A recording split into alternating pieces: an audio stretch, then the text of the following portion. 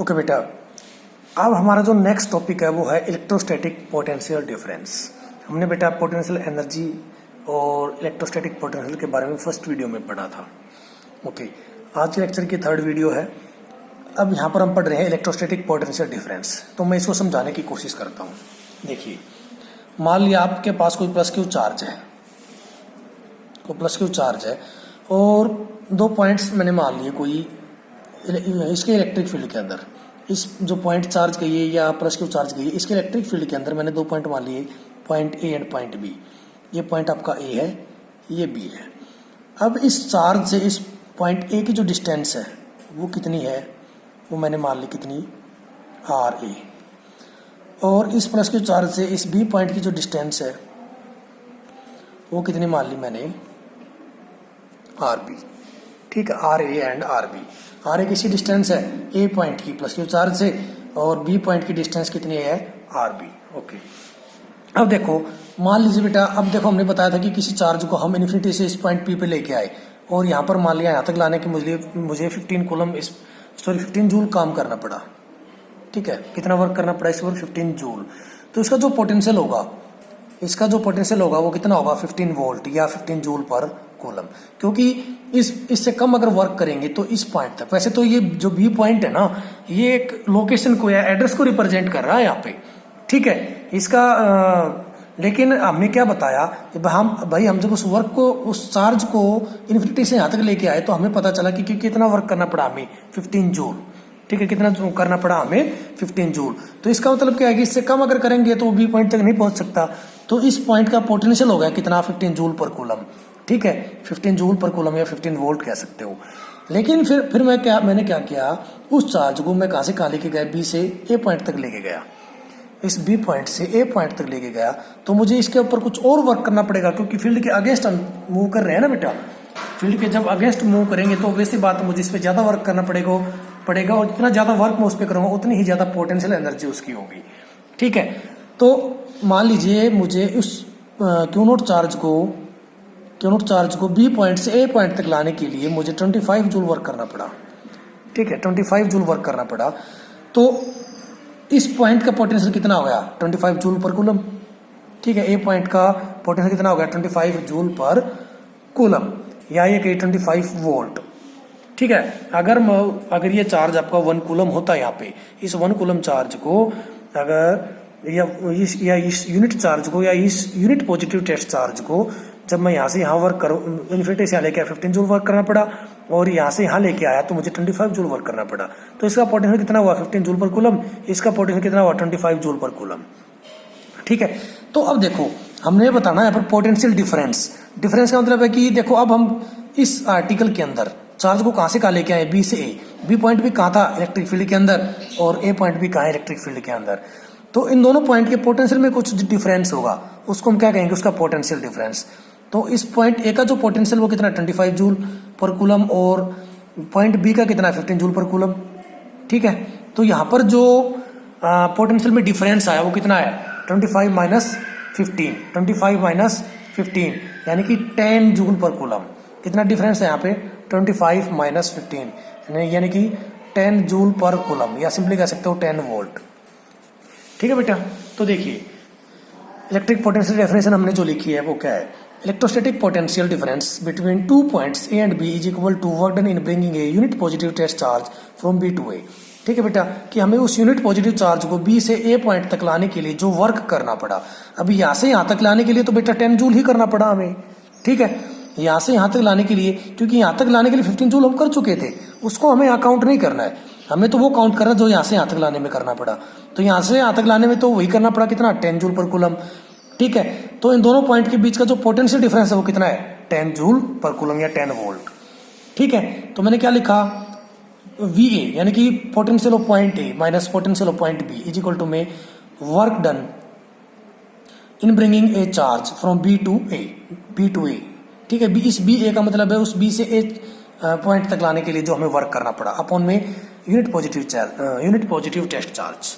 ठीक है, यानी कि वर्क डन पर यूनिट चार्ज इक्वल टू में पोटेंशियल डिफरेंस। अब देखिए, पोटेंशियल डिफरेंस आपको पता है एक स्केलर क्वांटिटी है। जब इलेक्ट्रिक पोटेंशियल कैसी क्वांटिटी होती थी, स्केलर, तो पोटेंशियल डिफरेंस है तो ये भी एक प्रकार का पोटेंशियल ही, तो ये भी कैसी क्वांटिटी होगी, स्केलर। और इसकी एसआई यूनिट भी क्या होगी भाई, भले ही दो पॉइंट के पोटेंशियल का डिफरेंस बता रहा है लेकिन है तो फाइनली रिजल्ट तो पोटेंशियल ही है, तो इसकी यूनिट भी क्या होगी, वोल्ट। इसकी भी एसआई यूनिट क्या होगी, वोल्ट। ओके, अब 1 वोल्ट किसके इक्वल हो गया, यहाँ पे देखा जाए तो 1 जूल पर 1 कूलम, यानी कि अगर किसी एक कूलम चार्ज को इस ए पॉइंट से बी पॉइंट तक लाने के लिए अगर हमें 1 जूल कार्य करना पड़े तो इसका पोटेंशियल कितना होगा, 1 वोल्ट।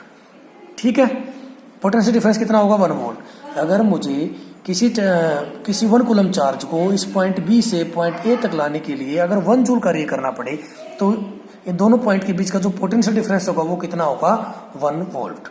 ठीक है, ये मैंने लिखा नहीं है, ये आप ऑलरेडी जानते हैं।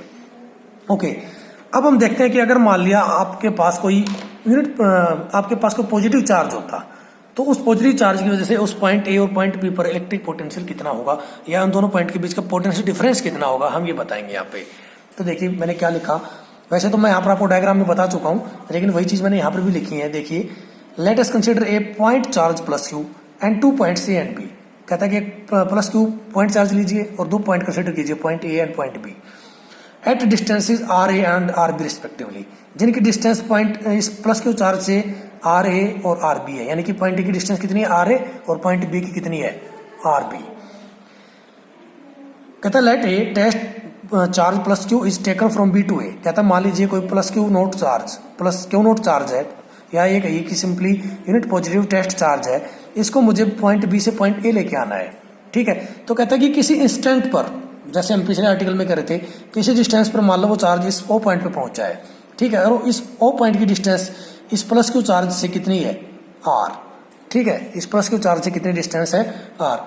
तो देखिए अब इस पॉइंट के ऊपर हमें पता है कि इलेक्ट्रिक फील्ड डायरेक्शन कौन सी है, ये वाली, या फोर्स डायरेक्शन भी यही है, लेकिन वो डिस्प्लेस हम उसको किधर करवा रहे हैं, इलेक्ट्रिक फील्ड से अपोजिट डायरेक्शन में। तो यहाँ पर एंगल कितना होगा, उसी प्रकार 180 डिग्री।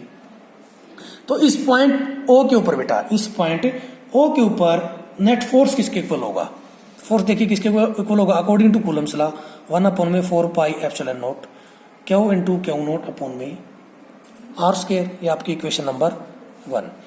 अब देखो, अगर मैं इस पॉइंट चार्ज को इस टेस्ट चार्ज को अगर किसी स्मॉल डिस्प्लेसमेंट डी आर से इसको मूव करवाता हूँ, किसी स्मॉल डिस्प्लेसमेंट डी आर से इसको मूव करवाता हूँ, तो उसके लिए मुझे कुछ स्मॉल वर्क करना पड़ेगा, और वो स्मॉल वर्क किसके इक्वल होगा, D W is equal to में F D R cos of theta. वही कोस थीटा किसके इक्वल है, थीटा किसके इक्वल है, 180 डिग्री के। थीटा की जगह 180 डिग्री पुट करो, क्या आ जाएगा, F D R cos 180 degree.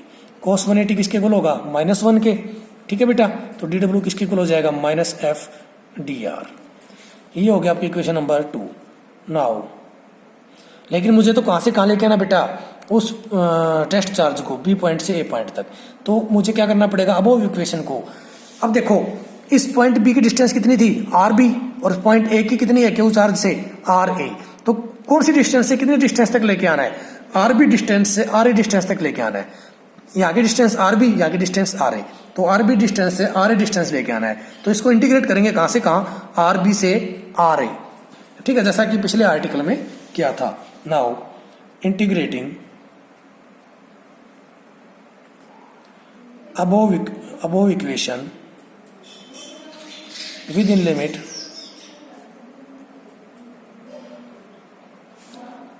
Are B to R A. ठीक है बेटा, तो क्या हो जाएगा, जब लेफ्ट हैंड साइड का इंटीग्रेशन करेंगे तो किसके इक्वल आ जाएगा, नेट वर्क डन के।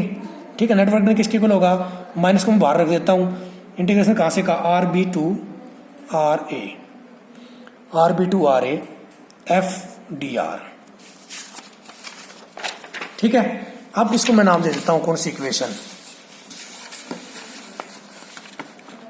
Equation number 3।